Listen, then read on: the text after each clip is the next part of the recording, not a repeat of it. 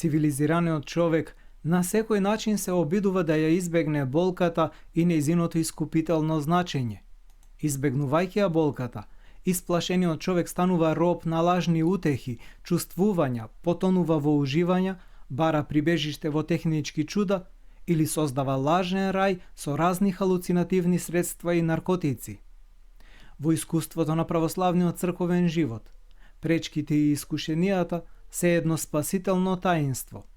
Живеејќи христијански, во болката и со болката, ни се открива севкупното битијно значење и трагичност на искушенијата. Сепак, болката или страдањето во стварноста на историјата и во суштина постојат во животот на секој човек, а посебно во животот на верникот.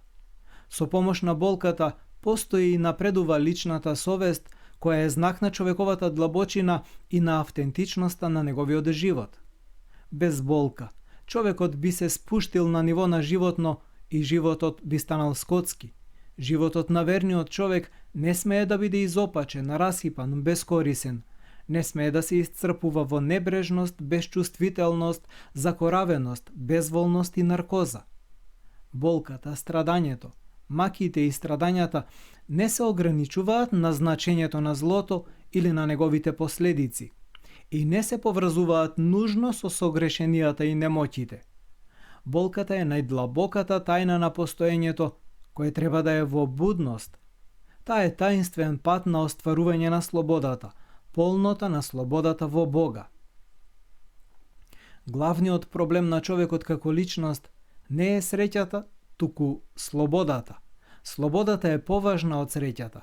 Така може да разбереме зошто животот исполнет со болка и со крст за нас има одлучувачко значење.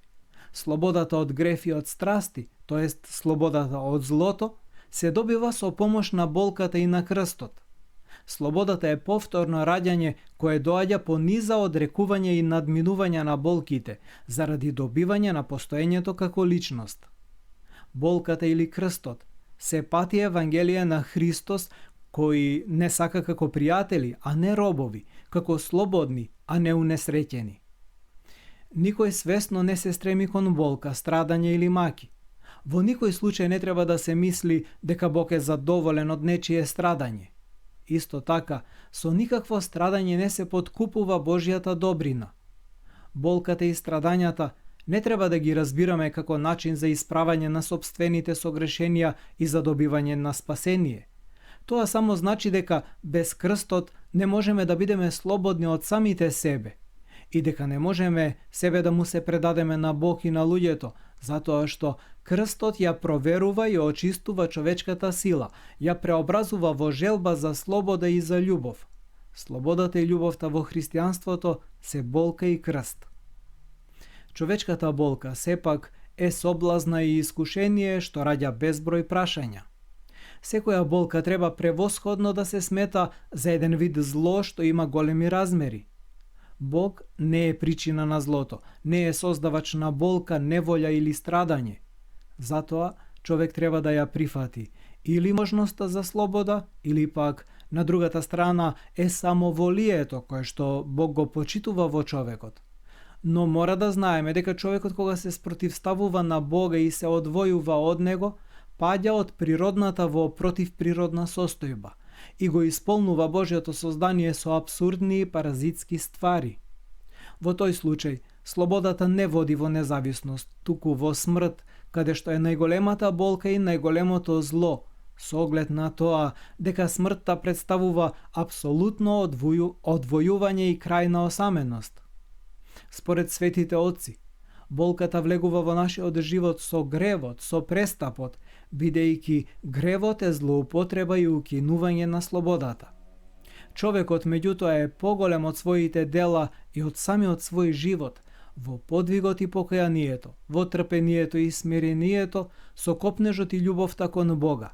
Болката добива мистична длабочина и спасителна, откупителна смисла. Проблемот не е во тоа да ја објасниме болката, бидејќи логички не може да се објасни, туку да се поставиме пред духовниот проблем кој се состои во тоа достојно да го носиме крстот, да поднесуваме страдање и најтешка мака, чија причина се наоѓа во човековиот пад. зашто на крајот секое страдање се преобразува во радост и води кон спасение. Оној што силно го сака вистинскиот живот, знае дека секоја болка, доброволна или неволна, станува смрт за уживањето, кое пак е мајка на смртта. Уживањето го умртвува човекот. Ако човек има таков пристап, тој со радост ги прифаќа сите сурови, неочекувани напади на неволните искушенија. Тој со трпение ја изменува неволјата во рамен и лесен пат, кој нелажно го води кон наградата на горниот повик и му помага со побожност да го оствари Божиот пат. Уживањето е мајка на смртта, а болката со нашата волја, а и без нашата волја, е смрт за уживањето. Секој боголюбив човек лесно поднесува болка, зашто само кога ги надминуваме болката и смртта, неправдата и невиното страдање, ја исправаме својата падната и страдална природа. Законот на духовниот живот е лично учествување во болката на другиот, сострадување и сочувствување со ближните. Автентичната љубов, вистински слободната љубов, представува отфрлање на презирот и слабоста пред болката. Оваа љубов во болката и во страдањето е жива и творечка, затоа што таа самата е страдање и болка. Болката на другиот не е нешто исклучиво индивидуално или пасивно поединечно мачење што треба долично и мирно да се поднесе во осаменост. Оваа болка станува повик што човекот го извлекува од егоцентричното самоограничување и го поставува во средиштето на човечките искушенија, подсетувајќи го на одговорноста и на мерката на учествување во болката на другите. Свети Исаак Сириски ни кажува дека не можеме да живееме автентично и потполно без љубовта и болката, додека постои тагата и скрпта на другите созданија и на севкупното Божјо создание. Единствено на тој начин ја подржаваме Божјата болка и неговото страдање, стануваме пријатели и сведоци на Христовиот крст, преку кој дојде радоста на целиот свет, бидејќи со Божјата смрт е победена човековата смрт. Со Христовиот крст, болката не е некаков проблем на теодикеја, ниту предмет за кој се прават теории или се вршат апстрактни истражувања. Никакво истражување на болката не е задоволително, бидејќи таа е над простото секојдневие и над логиката и не може да се планира. Нејзината крајна цел е спасението и радоста заради спасението.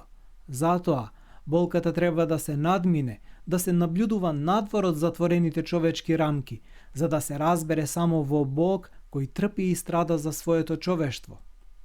Болката треба да се разбира како откровение на волјата на Бог кој прв се воплотил и со својот живот покажал неизмерлив и таинствен пат по кој личниот Бог тргнува во пресрет на човекот како личност. Единственото толкување и последниот одговор на проблемот на болката и на целата несреќа на човечкиот род е Божјото дејствување, кое болката и неволјата ја прави простор на своето дејство и присуство. Надминувајќи ја секоја логика и противречност, болката со Божјото снисходење станува ново и чудесно откровение. Сострадалниот Бог престојува во срцето на страдалниот човек и човекот се искупува во срцето на сострадалниот Бог. Само Бог кој станал човек може да ја подигне болката и страдањата на луѓето и созданијата, да ги порази изворите на злото и да го победи страдањето. Страдањето и болката се укинуваат во единството на Бог и луѓето, во истовремено божествената и човечка љубов. Бог со својата болка, како со крстна смрт го зема нашиот дел, го подигнува нашиот крст, ја споделува нашата болка и страшните страдања, ја прифаќа маката и го осветува нашето страдање. Болката и смртта на Исус Христос на крстот се благодат што ги руши основите на логиката и го укинува разбирливиот очај заради човечката болка и смртта.